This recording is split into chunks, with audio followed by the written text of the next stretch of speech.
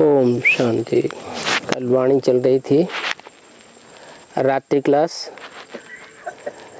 21-68 पहले पेज के मध्याह्न में बात चल रही थी।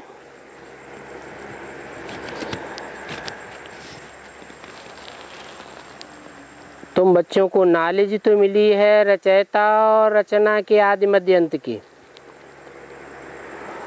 तो जरूर उस नॉलेज में रमण करते होंगे। रमण करना माना खेल करना। जिनको खुशी का पारा चढ़ रहा है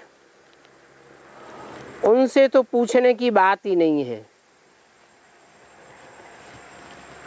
क्योंकि चेहरा ही बताता है कि ये खुशी में रमण करते रहते हैं। खेल में तो खुशी होती है ना।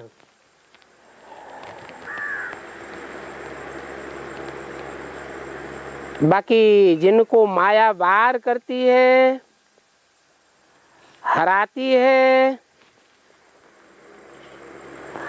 उनके लिए कहेंगे ये तो ग्रहाचारी बैठती है चढ़ने और उतरने की। हमको कोई से पूछने का नहीं है,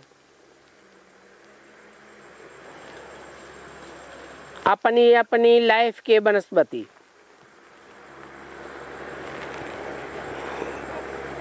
कहेंगे कि बच्चों को अपना अपना रास्ता मिला हुआ है।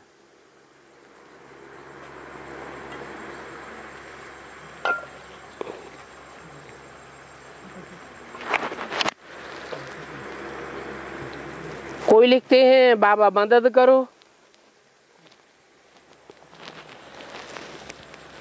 माया की ग्रहचारी बैठ रही है, माया का वार हो रहा है,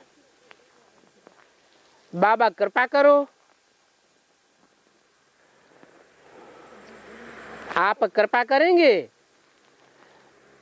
तो हम सतो प्रधान बनेंगे, फतेहमंद हो जाएंगे। हम माया के ऊपर फतेह पालेंगे, विजय पालेंगे।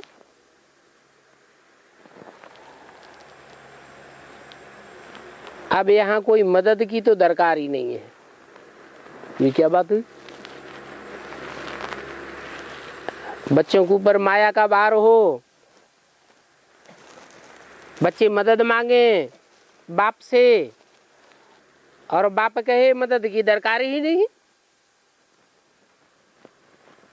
ऐसे क्यों कहा? इसलिए कहा कि 63 जन्मों की रील ब्राह्मण जीवन में घूम रही है। उस रील में जब अच्छे कर्मों का उदय होता है तो अवस्था अच्छी बन जाती है, और जब बुरे कर्मों का उदय होता है तो लगता है कि माया का वार हो गया। अब इसमें बाप क्या करेंगे? हाँ, बच्चों को और ही तीव्र पुरुषार्थ कर देना चाहिए। जब जब माया का वार होता है तो हिम्मत नहीं हारनी चाहिए। हिम्मते बच्चे तो मदद है बाप। बाकी कोई मदद मांगने की बात नहीं है। पढ़ाई में कोई मदद करते हैं क्या? टीचर स्टूडेंट की पढ़ाई में मदद करेगा क्या? टीचर अगर मदद कर दे तो सभी स्टूडेंट आगे बढ़ जाएं, परंतु सब आगे बढ़ते हैं क्या? जो पढ़ेंगे वो आगे बढ़ेंगे, नहीं पढ़ेंगे तो पीछे रहेंगे। तो बाप कहते हैं कि अपने ही पुरुषार्थ से पास होना है। इसमें टीचर की मदद कोई काम नहीं करेगी, बाबा की मदद भी कोई काम नहीं करेगी। तुम बच्चे भी पुरुषार्थ करते रहते हो, समझा जाता है ये सर्विस ही करते रहते हैं। बल स्थूल सर्विस में है तो भी कई बच्चे ऐसे हैं जो स्थूल सर्विस में रहते हुए भी दूसरों की सेवा करते रहते हैं। लौकिक अलौकिक दोनों प्रकार की सेवा करते रहते हैं। ऐसे नहीं कि लौकिक सेवा से छुट्टी लेवे तब ही सर्विस हो सकती है। जैसे यहाँ पहरे वाला है,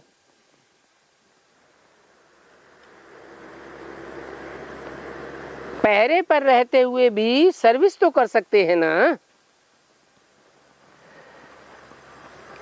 बल दुनिया वाले जानते हैं कि ये तो पहरे वाला है,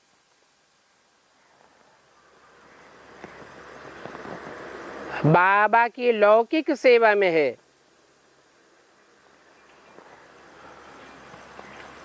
परंतु अंदर से सर्विस तो कर सकता है ना। मनसा मनन चिंतन मंथन तो कर सकता है ना।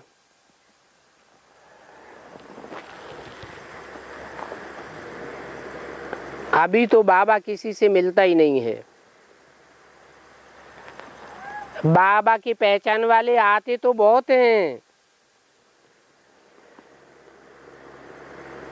ये वंडरफुल पुरुषोत्तम संगम युग है। यहाँ बहुत ही वंडरफुल बातें होती रहती हैं और आगे चल करके ड्रामा में और ही वंडरफुल बातें होती रहेंगी।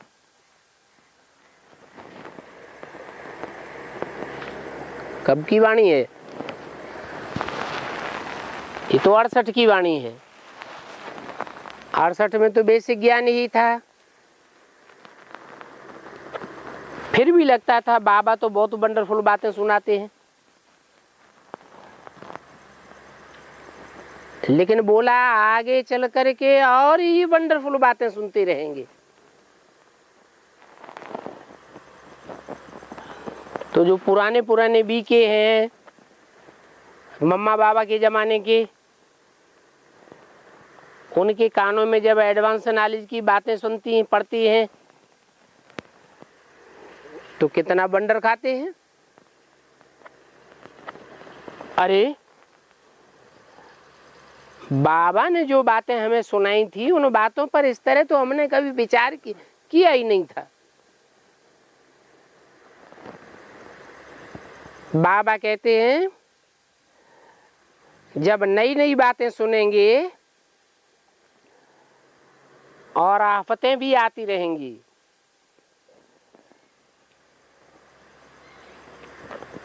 नहीं मानेंगे,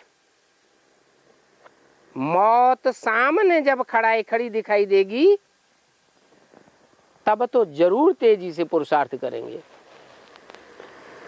बहुत से हैं जो बेसिक में अभी नहीं मानते हैं, वंडर तो खाते हैं लेकिन मानते नहीं हैं। तो उनको भी उन बातों के आधार पर पुरुषार्थ करना पड़ेगा। बल समझते हैं अजून देरी है, फिर भी पैगाम पहचानने की कोशिश तो चलती रहती है। नहीं समझते हैं तो समझते हैं देरी है। कल्प कल्प सभी को बाप का परिचय देना पड़ता है। परिचय देते भी हैं फिर भी कुछ समझते नहीं हैं।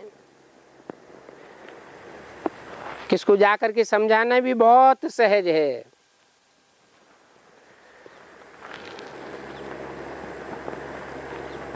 कल पहले जिनके दिमाग में बैठा है वो औरों के दिमाग में बैठाने की सर्विस करते रहते हैं। जिनकी बुद्धि में खुद ही नहीं बैठा है वो दूसरों को क्या समझावेंगे। बाप भी पूछते हैं दिल्ली में प्रदर्शनी हो रही है चांदनी चौक की तरफ।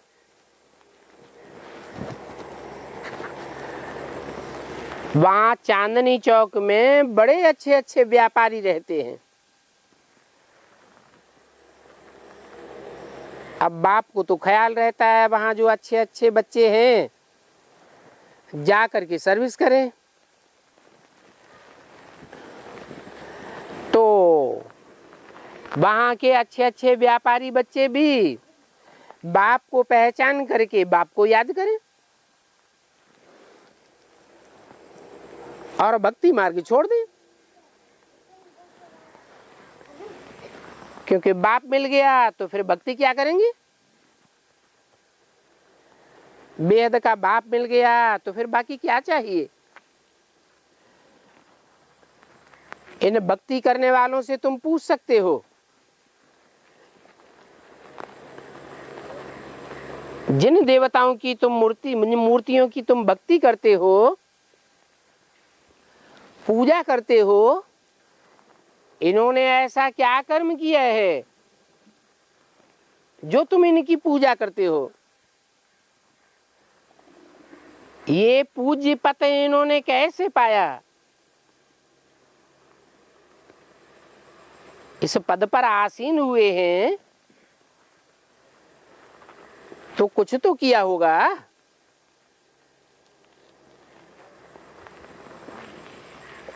वो तो हक्के बक्के रह जाएंगे। कौन? भक्त लोग। फिर तुम उनको समझा सकते हो कि भगवान आते हैं, कर्म अकर्म विकर्म की गति समझाते हैं। जरूर इन्होंने भगवान की मत पर ऐसे कर्म किए हैं जिन कर्मों के आधार पर इन्होंने ये पूज्य पद पाया है। भगवान तो आते ही हैं नर को नारायण बनाने, नारी को लक्ष्मी बनाने। आप भी ये गीता ज्ञान सुनो। भगवान बाप आया हुआ है, बताते हैं ज्ञान भक्ति वैराग। भगवान का ज्ञान मिलता है तो भक्ति मार्ग के कर्म कांडों से वैराग आ जाता है, क्योंकि बाप की सच्ची पहचान मिल जाती है ना। तो तुम कोई से भी पूछ सकते हो, कोई भी कितना बड़ा व्यापारी, कितना भी बड़ा आदमी हो। प्रदर्शनी में समझाया जाता है कि हम ये प्रदर्शनी में तुम्हें चित्र क्यों दिखाते हैं। इसलिए दिखाते हैं कि तुम भी ऐसा पद प्राप्त कर सकते हो। बाप ये लक्ष्मी नारायण की राज्य की स्थापना कर रहे हैं। जिन लक्ष्मी नारायण को तुम मंदिरों में पूजते हो, बाप पूछते हैं कि कौन कौन बच्चे सर्विस करने जाते हैं।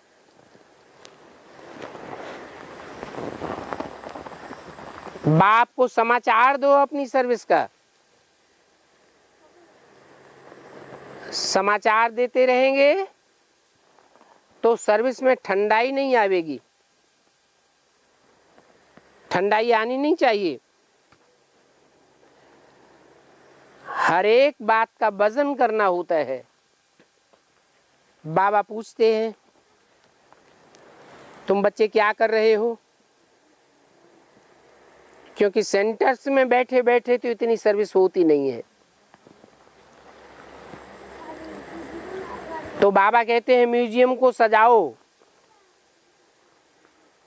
सेंटर पर इतनी ज्यादा सर्विस नहीं होती है, तो म्यूजियम की सजावट देख करके अपने आप ही आवेंगे। तो पहले पहले तो बच्चों को सर्विस को देखना चाहिए, सर्विस के ऊपर अटेंशन जाना चाहिए कि हम बड़े बड़े आदमियों को कैसे जगावें। क्योंकि बड़े बड़े आदमी अगर जग जावेंगे तो उनके पीछे पीछे छोटे लोग तो अपने आप ही आ जाएंगे। परंतु इन बड़े आदमियों को जगाने में कितनी मेहनत लगती है। बाप तो पूछेंगे समाचार दो, कौन कौन सर्विस में बिजी रहते हैं। अगर एक भी बड़े आदमी को समझ में आ गया तो वो फिर औरों को भी समझावेंगे। तो ब्रह्मा कुमार कुमारियों ने क्या समझ लिया? कौन से बड़े आदमी हैं? दुनियावी बड़े आदमी चांदनी चौक में जो बड़ी बड़ी दुकानें बड़े बना करके बैठे हुए हैं, वो अगर समझ जावेंगे तो उनके समझने से ढेर पब्लिक आ जाएगी, सारे दिल्ली वासियों को समाचार मिल जाएगा कि भगवान आया हुआ है। अब वास्तव में बाप तो बेहद की बातें करते हैं।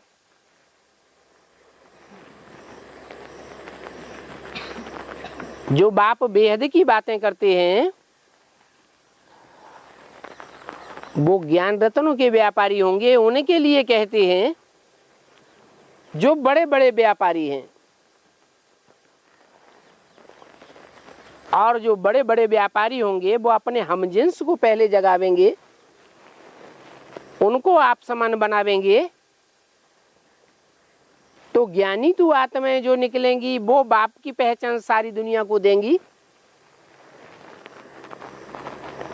या जो स्थूल धन के व्यापारी हैं वो सारी दुनिया को बाप का परिचय देंगे। कौन देंगे बाप का परिचय? जो माला के मण के बनेंगे, बाप के ज्ञान को गहराई से पकड़ेंगे, जिनका जीवन ही ज्ञान रत्नों से खेलने का है, जो धंधा ही ज्ञान रत्नों का करते हैं, ऐसे ज्ञान रत्नों के बड़े बड़े व्यापारी सारे संसार में बाप का परिचय फैलावेंगे। इसलिए उन आत्माओं की यादगार माला बनाई गई है, और वो माला हर धर्म में सिमरण की जाती है। ऐसी आत्माओं को संगठित करने का काम कोई हद के व्यापारियों की बात नहीं है।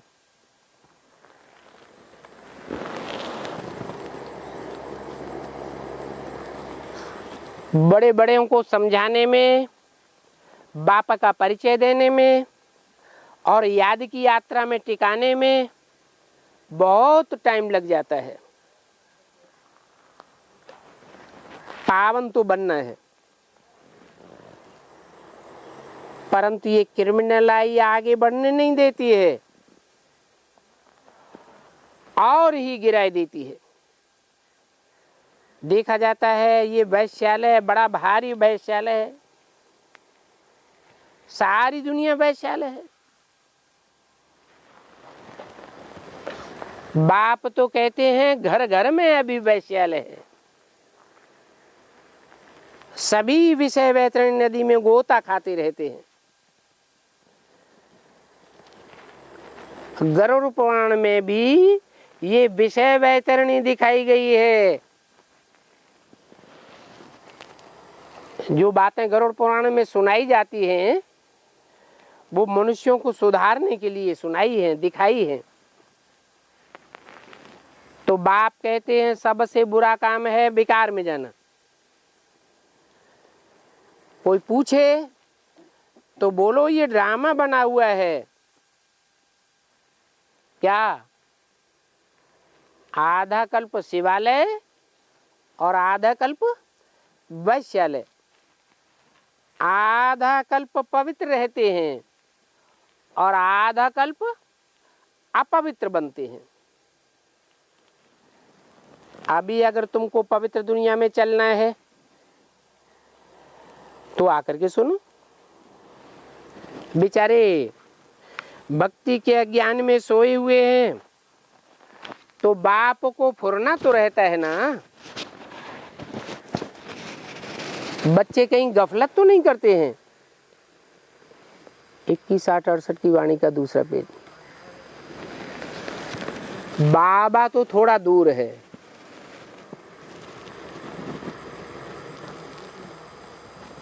किससे?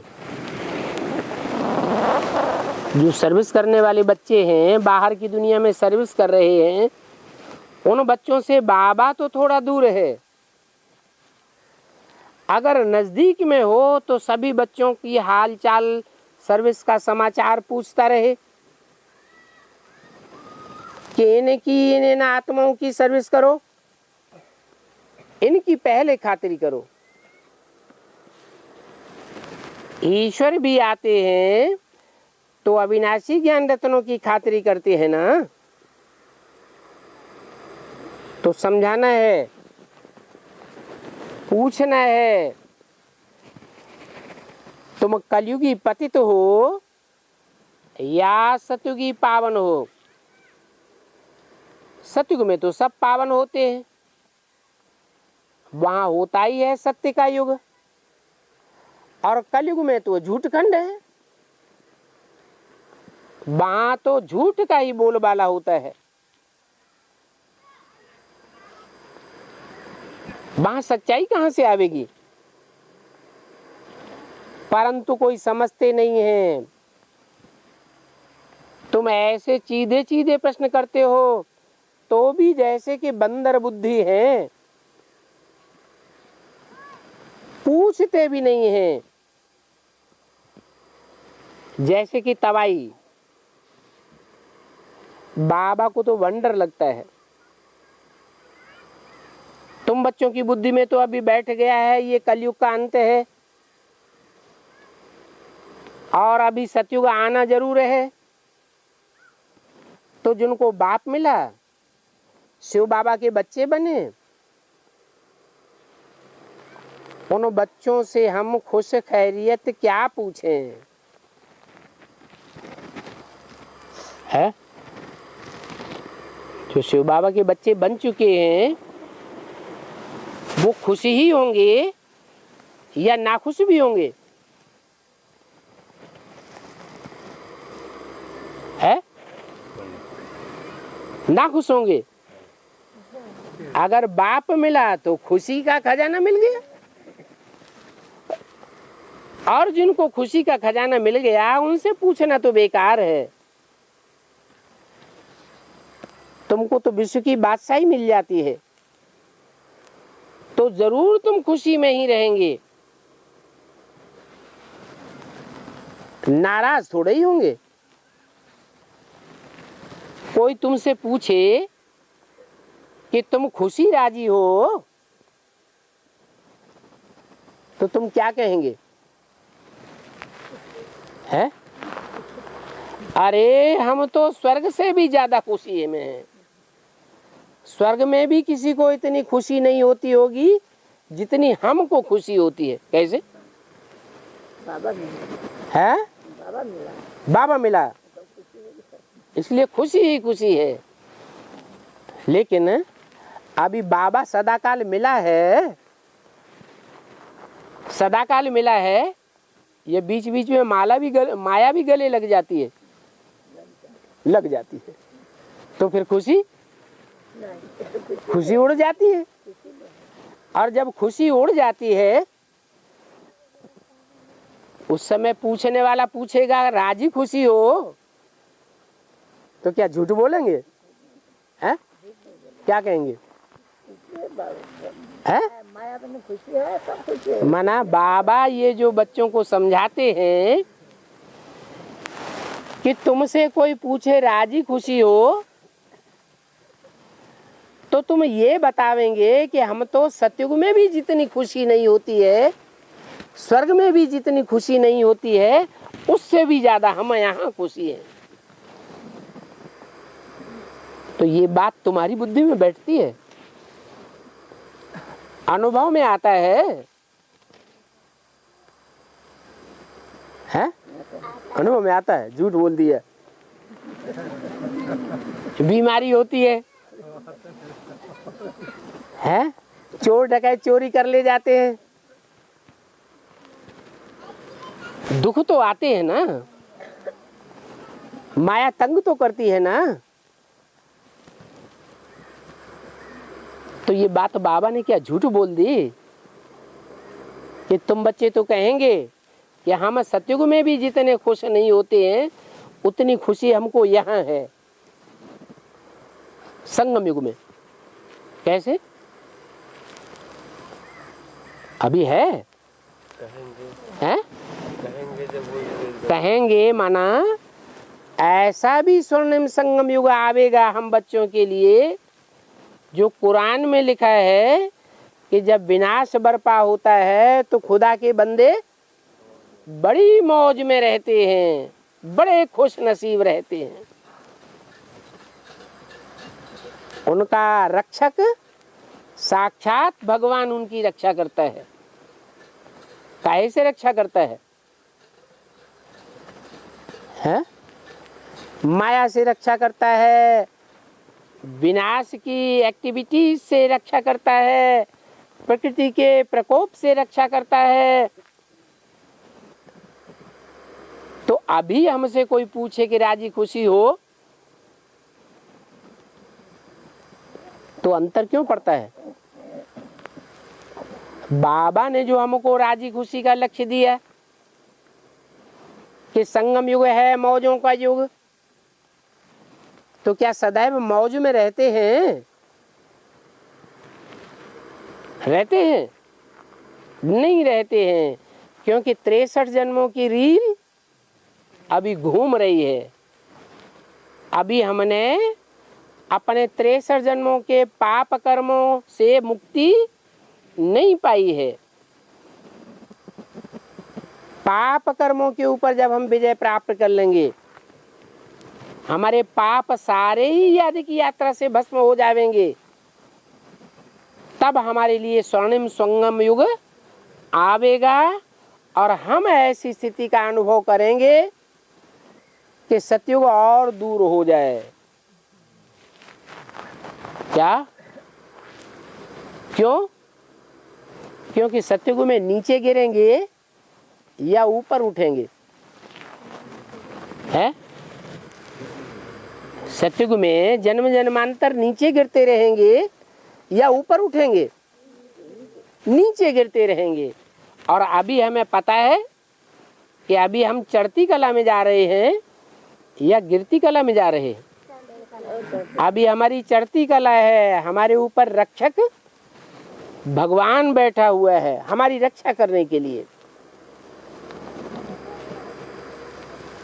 तो ऐसी बच्चों की स्टेज होनी चाहिए कि हम तो सतयुग से भी यहाँ बहुत खुशी में हैं।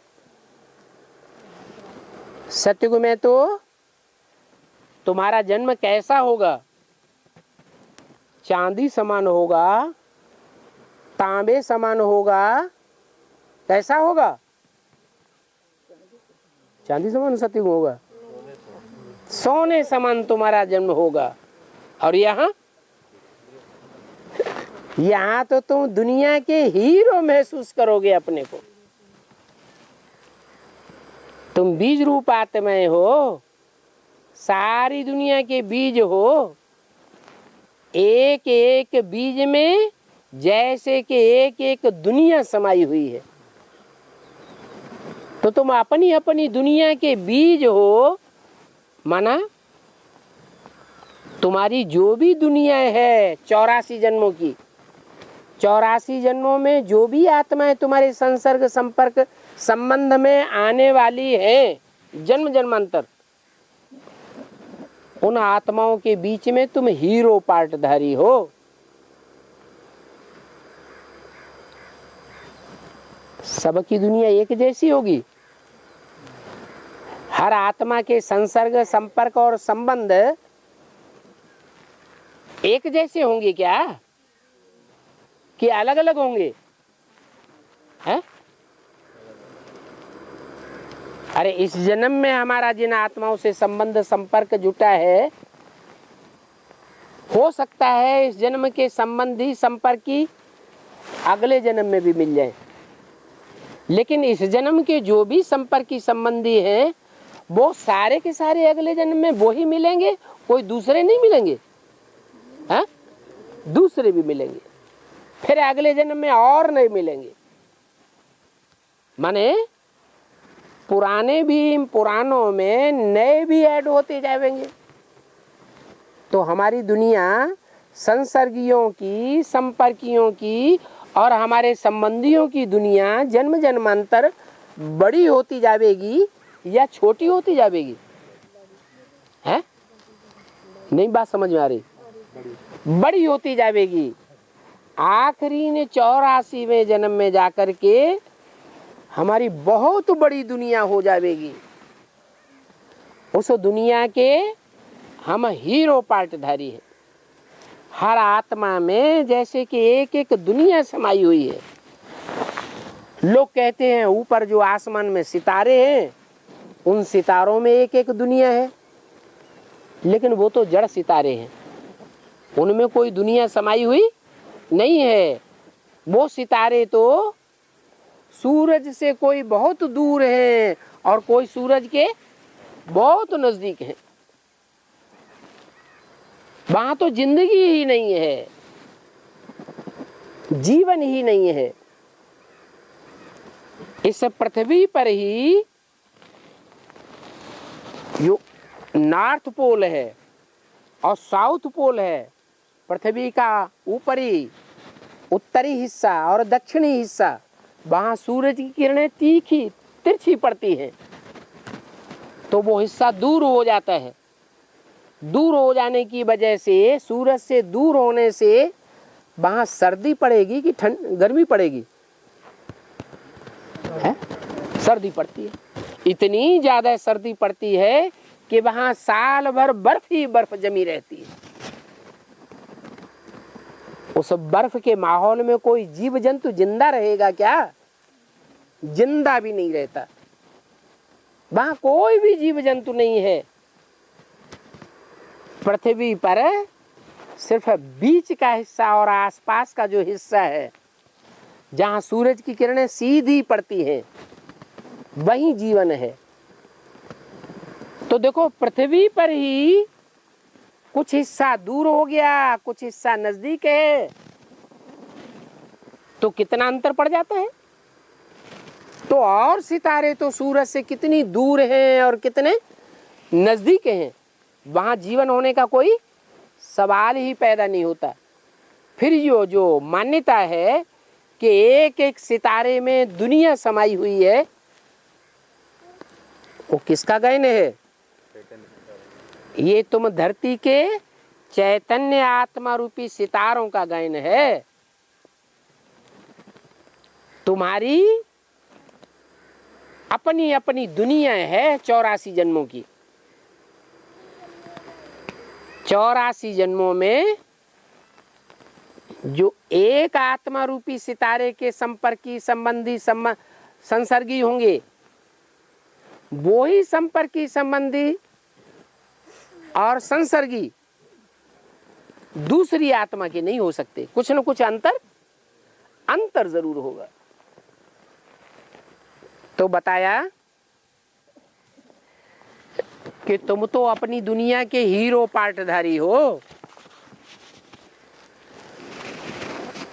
कोई छोटा सितारा, कोई बड़ा सितारा, कोई की छोटी दुनिया और कोई की बड़ी दुनिया।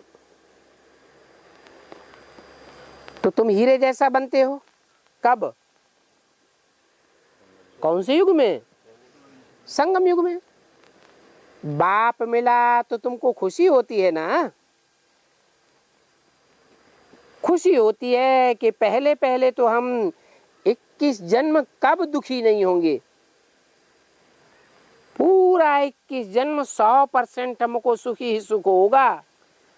वहां दुख का नाम निशान भी नहीं देखेंगे। तुम समझते हो हम आत्मा यहाँ बेहद का पार्ट बजाने आती है। ये दुनिया बेहद का रंगमंच है। इतना तुमने ज्ञान सुना है तो जरूर उतनी सर्विस करते रहते हैं। फिर भी इतना ज्ञान सुनने के बावजूद भी तुमको और ज्यादा सुनने के लिए बाप के नजदीक आने की इच्छा बनी रहती है। ज्ञान थोड़ा सुना है या ज्यादा सुना है? बेसिक के मुकाबले। अच्छा, दुनिया के मुकाबले जो नई नई बातें तुमने बेसिक में बहुत सुनी और बेसिक के मुकाबले अभी एडवांस में बहुत ज्ञान सुना, फिर भी इतना सुनने के बावजूद भी अभी भी बाप से और जास्ती सुनने की इच्छा होती है या इच्छा नहीं होती है? हैं? और जास्ती इच्छा होती है। क्यों?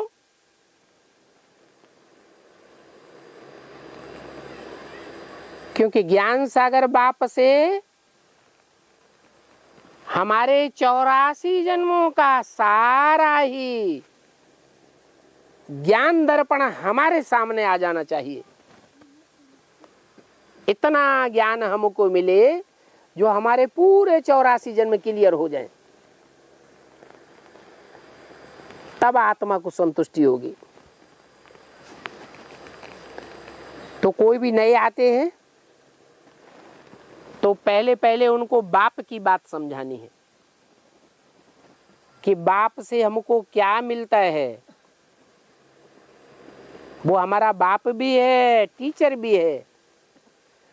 लौकिक दुनिया के टीचर होते हैं, उनकी तो लिमिटेड ज्ञान की पढ़ाई होती है, और हमारा बाप तो 84 जन्मों की सारी कथा कहानी हमको बताता है। और कोई टीचर तो इतना सुना ही नहीं सकता। तो पहले पहले तुमको 2 बाप की समझानी देनी है, फिर बताना है कि वो हमारा बाप भी है, टीचर भी है, और सदगति करने वाला सदगुरु भी है। एक होता है हद का बाप और दूसरा होता है बेहद का बाप। हद का बाप माने 2, 4, 8, 10, 15 बच्चों का बाप होगा, तो हद का हुआ या बेहद का हुआ? हद का। अच्छा समझो क्राइस्ट है, क्राइस्ट के जो बच्चे हैं आज दुनिया में कितने होंगे? है? क्राइस्ट को जो अपना बाप मानते हैं, धर्म पिता मानते हैं, उसके बच्चे 200 करोड़ से भी ऊपर हो जाएंगे। तो वो हद का बाप है या बेहद का बाप है? क्या कहेंगे? है? वो भी हद का बाप। 200 करोड़ बच्चे इस दुनिया में जिसके हों, वो हद का बाप हुआ है? है? हाँ, क्रिश्चियन से कहेंगे कि हमारा बेहद का बाप है, क्योंकि दुनिया में और कोई धर्म पिता उनको नहीं दिखाई पड़ता है जिसके इतने बच्चे हों। कोई है? कोई धर्म पिता ऐसा है जिसके 200 करोड़ से जास्ती बच्चे हों? है? अरे मुसलमान सारी दुनिया में छा गए थे, सारी दुनिया में 2500 साल में लंबे से लंबे समय तक मुसलमानों का राज्य चला, तो भी मुसलमानों की इतनी तादाद नहीं हो पाई, और क्रिश्चियंस तो 200 करोड़ से भी ज्यादा। तो बेहद का बाप हुआ या हद का हुआ? है? क्यों? तो सीमित ही हुआ है? सीमित में हुआ। सीमित में हुआ? अरे अभी तो आज दुनिया में कोई ऐसा बाप नहीं है जिसके 200 करोड़ बच्चे हों। भगवान बाप दुनिया कहाँ मानती है? अरे तो तुम ब्राह्मणों के बीच में, तुम्हारे ब्राह्मणों में भी 2 पार्टियां हो गई बड़ी बड़ी। बेसिक वाले मानते हैं? हैं? नहीं मानते ना। अरे दुनिया तो अभी बहुत दूर है। तुम ब्राह्मणों में ही जो बेसिक के ब्राह्मण हैं वो ही नहीं मानते हैं कि कोई प्रजापिता है इस सृष्टि पर जो बेहद का बाप है।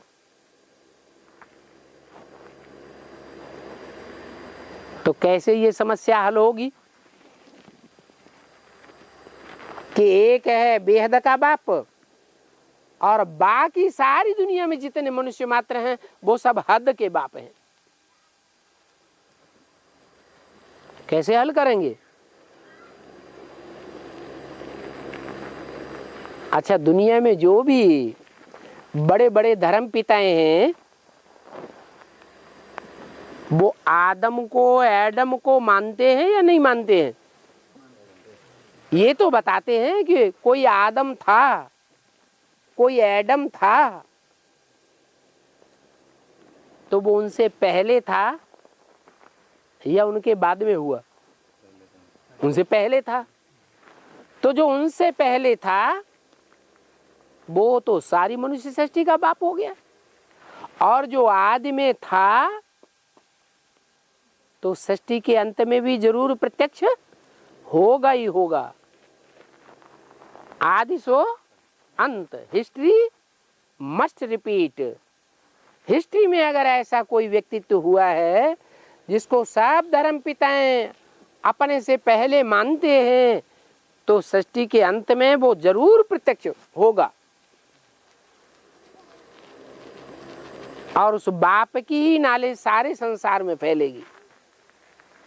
सारी दुनिया का, हर धर्म का, हर मनुष्य मात्र उस बाप को मानने के लिए, गॉड फादर मानने के लिए मजबूर हो जाएगा। इसलिए बताया कि वो है बेहद का बाप। क्राइस्ट, इब्राहिम, बुद्ध, क्राइस्ट जो हैं वो तो सब हद के बाप हैं, और वो परमपिता परमात्मा है बेहद आत्माओं का बाप, और प्रजापिता है बेहद मनुष्यों का बाप।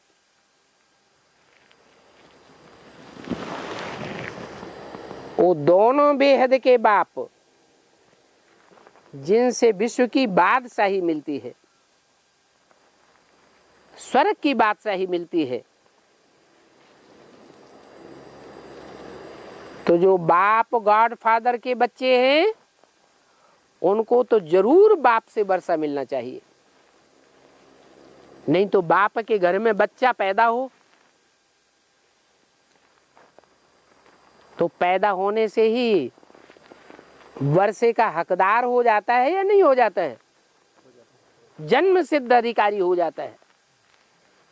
तो यहाँ ईश्वर बाप के भी ऐसे ऐसे बच्चे हैं जो भगवान बाप के अंत तक बच्चे बने रहेंगे, और कोई दूसरे को, धर्मपिता को अपना बाप स्वीकार नहीं करेंगे। उन बच्चों को स्वर्ग की बादशाही का वर्षा जरूर मिलेगा। तो ऐसे ऐसे समझाना होता है। तुम भी भूल गए थे कि तुम देवताएं थे, फिर पुनर्जन्म लेते लेते पतित बने हो। बाप ने तुमको मनुष्य से देवता बनाया था, स्वर्ग का वर्षा दिया था। जरूर पहले पहले भक्ति की होगी। जिन्होंने जितनी जास्ती भक्ति की होगी उन्हों की बुद्धि में उतना ही जास्ती ज्ञान बैठेगा। क्या? तो भक्ति ड्रामा प्लान अनुसार की तो अच्छा किया या बुरा किया? वो भी अच्छा किया। और जिन्होंने जितनी सतो प्रधान भक्ति की होगी उनकी बुद्धि में क्या रिजल्ट आएगा? उतना ही सतो प्रधान ज्ञान बुद्धि में बैठेगा। मिक्सरिटी की बातें बुद्धि में नहीं रहेंगी। जिन्होंने जितनी भी विचारी भक्ति की होगी उन्हों की बुद्धि में उतना ही कैसा ज्ञान बैठेगा? है? विचारी ज्ञान बैठेगा। दूसरों की बातों को भी मानते रहेंगे। इसलिए मुरली में बोला है एक से ज्ञान सुनना चाहिए तो अभी विचारी ज्ञान रहेगा। अगर अनेकों से ज्ञान सुना तो ज्ञान कैसा हो जाएगा? बेविचारी ज्ञान हो जाएगा। और जिनका बेविचारी ज्ञान हो जाएगा वो कमजोर आत्माएं हो जाएंगी या पावरफुल आत्माएं रहेंगी? कमजोर आत्माएं हो जाएंगी। वो कमजोर आत्माएं दूसरे धर्मों में कन्वर्ट होती रहेंगी। इसलिए कहा जाता है स्वधर्मे निधनम श्रेय, अपने धर्म में मर जाना अच्छा, पर धर्मो भयावह, दूसरे का धर्म भय पैदा करने वाला है। दूसरे के धर्मों में जो कन्वर्ट होते हैं वहां जाकर के दास दासी बनना पड़ता है।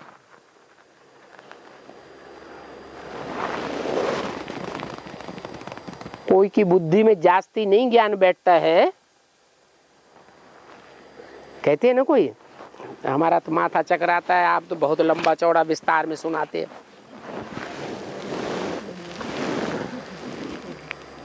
तो समझ लेना चाहिए इसने जास्ती भक्ति नहीं की है, उसको फिर नटशेल में समझाना होता है। थोड़ा सा समझा करके फिर छोड़ दो। जितना थोड़ा सा सुना है वो पचाए ले, फिर उसके बाद और आगे बताना। थोड़ा भी समझेगा तुम्हारी बातों को तो प्रजा बन जाएगा। क्या कहा?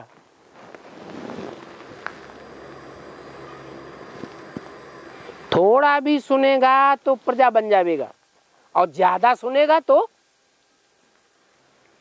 क्या बन जाएगा? प्रजा कैसे बन जाएगा? प्रजा पुरुषार्थ नहीं करती है पवित्र रहने का। क्या? और राजाएं जो राजवर्ग की आत्माएं हैं, जो राजयोग सीखती हैं, तो राजयोग सीखने वाले पवित्र बनेंगे या प्रजा पवित्र बनेगी? जो राजयोग सीखने वाले बच्चे हैं, राजयोग बाप ही सिखाता है, कोई मनुष्य मात्र तो राजयोग सिखाता नहीं। तो राजयोग सीखने वाले जो हैं वो राजाई घराने में जन्म लेंगे। अभी समय दिन प्रतिदिन नाजुक होता जाता है। ऐसे क्यों कहा? क्यों नाजुक होता जाता है? किस बात में बोला कि नाजुक होता जाता है? लड़ाई झगड़े दुनिया में बढ़ रहे हैं या घट रहे हैं? हैं? बढ़ रहे हैं। तो लड़ाई झगड़े ज्यादा बढ़ते रहने से दुनिया में अशांति बढ़ेगी या घटेगी? बढ़ेगी। तो लगातार जब अशांति बढ़ती रहेगी, और खुदान खास्ता भारतवर्ष में खास करके जैसे अभी अकाल घोषित हो गया बहुत जिलों में, और सारे भारत में कहीं अकाल घोषित हो गया 4-8 साल में, तो मारामारी हो जाएगी। और मारामारी जब हो जाएगी तो चारों तरफ अशांति होगी। उस अशांति के वातावरण में कोई बैठ करके ज्ञान सुन सकेगा? है? हर लोगों को खाने के लिए रोटी नहीं मिलेगी, पीने के लिए पानी नहीं मिलेगा, पहनने के लिए कपड़े नहीं मिलेंगे। मारामारी लड़ाई झगड़े की वजह से, जैसे हिंदुस्तान पाकिस्तान की मारामारी हुई थी ना सन 47 में, तो मकान मिले थे रहने के लिए? हैं? कितने दर बदर हो गए। बरसात में, ओलों की बरसात में उनको सर छुपाने के लिए जगह भी कहीं नहीं मिली, पेड़ों के नीचे रात गुजारनी पड़ती थी। वो तो छोटा मोटा विनाश था। और अभी तो क्या होना है? अभी तो सारी दुनिया में महाविनाश बरपा होना है।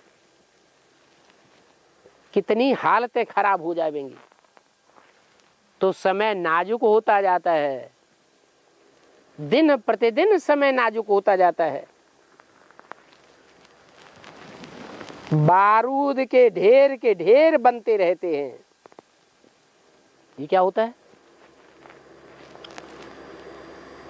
जो एटम बम है वो बारूद के ढेर है ना।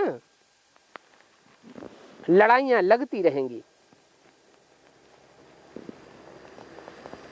शहर के शहर, बड़े बड़े महानगर एटम बमों से विनाश होते रहेंगे। तुम टीवी में देखते रहेंगे, सुनते रहेंगे, आज इस शहर का विनाश हो गया, आज इस शहर का विनाश हो गया। सारी दुनिया में कितने देशों को हथियारों की सप्लाई होती रहती है, जहां तहां लड़ाई झगड़े की ही बातें होती रहती है। अब तुम बच्चे तो जानते हो कि ये दुनिया अनेक बार विनाश हुई है, है? एक बार विनाश हुई है कि अनेक बार? अनेक बार विनाश हुई है। तो तुम्हारे लिए ये विनाश की बात नहीं है या रोजमर्रे की बात हो गई है? अरे हम तो जानते हैं कि जब जब कल्प पूरा होता है तब तब महाविनाश इस दुनिया का होता है। दुनिया इस बात को नहीं जानती कि बार बार विनाश होता है। तुम बच्चे तो फरिश्ते बन जावेंगे। क्या फरिश्ते बन जावेंगे? कैसे? मम्मा बाबा की तरह शरीर छोड़ करके? नहीं, शरीर छोड़ करके फरिश्ते नहीं बन जावेंगे। शरीर भी रहेगा, लेकिन शरीर रहते हुए भी इस दुनिया के जो भी देहधारी संबंधी हैं, उन संबंधियों का कोई भी मोह हमारे अंदर नहीं रहेगा। जैसे कि संबंधों से कोई नाता ही बुद्धि का नहीं रहेगा। फर्श की दुनिया से हम उपराम हो जाएंगे। हमारी आंखें समझेंगी कि हम ये जो भी देख रहे हैं आज की दुनिया चटक मटक वाली, वो कल अब क्या होने वाली है? कल भस्म होने वाली है। तो तुम तो फरिश्ते बन जावेंगे, माना सूक्ष्म वतनवासी बन जावेंगे। सूक्ष्म मनन चिंतन मंथन में तुम्हारी बुद्धि बिजी रहेगी।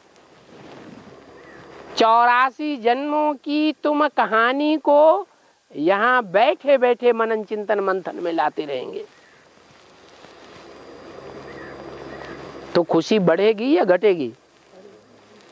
तुम्हारी खुशी तो बढ़ती जाएगी। दुनिया का विनाश कैसे होता है तुम जानते हो। ये बहुत खौफनाक खतरनाक विनाश है।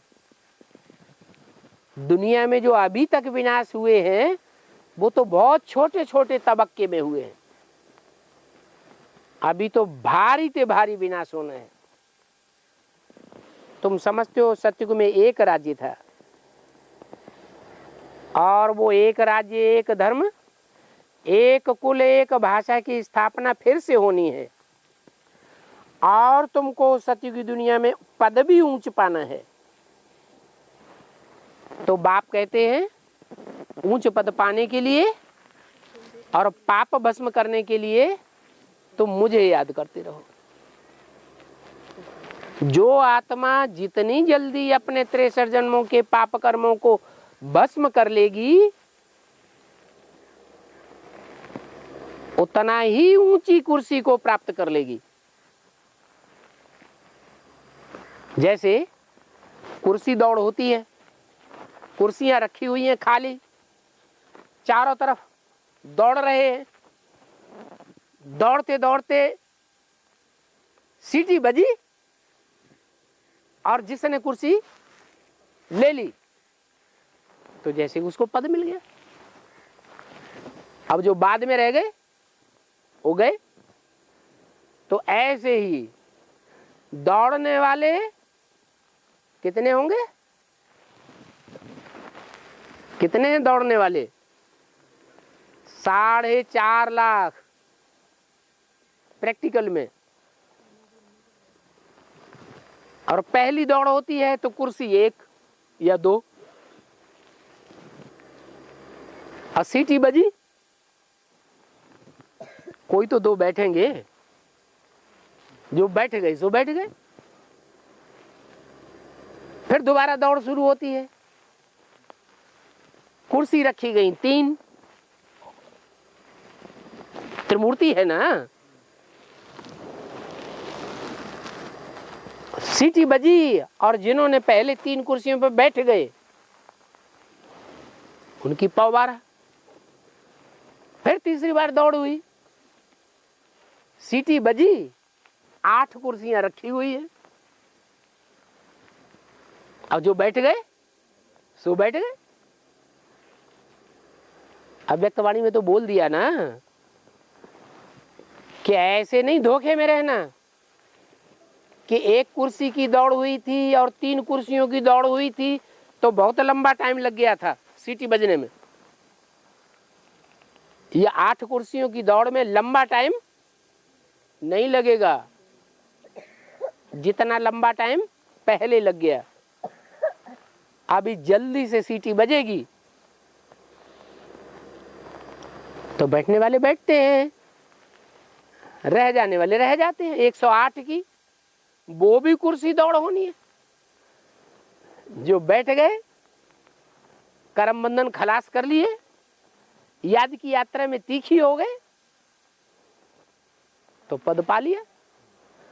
हर धर्म में, हर प्रकार की माला में उनकी यादगार चलती रहेगी। लोग उन माला के बणकों को, आत्माओं को सिमरण करते रहेंगे जन्म जन्मांतर।